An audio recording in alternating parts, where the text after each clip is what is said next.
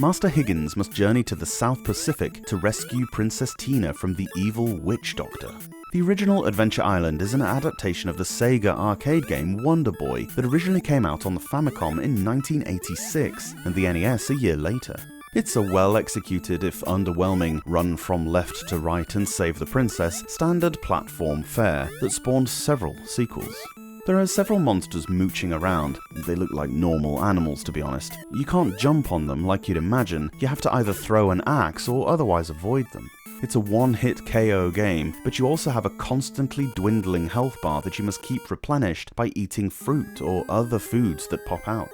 I guess Higgins needs his fructose or something. Maybe he's a diabetic.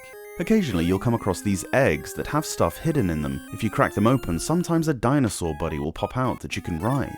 The dinosaur disappears at one hit as well, but can fire stars at enemies, which is pretty powerful.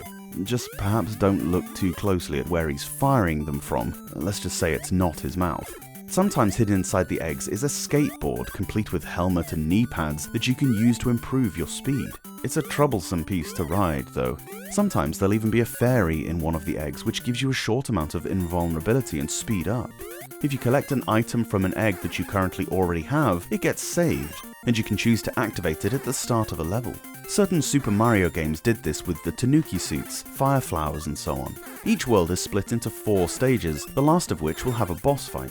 The levels are basically all the same. You just run to the right and then enter a cave.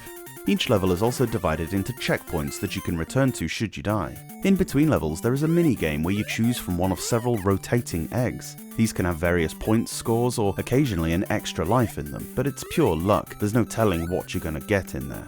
The game's design is consistent with Hudson's usual charming cartoonishness, and the music is suitably high-spirited and chirpy. But like the rest of this game, it all suffers with a quickly developing tedium brought about by a complete lack of any variation.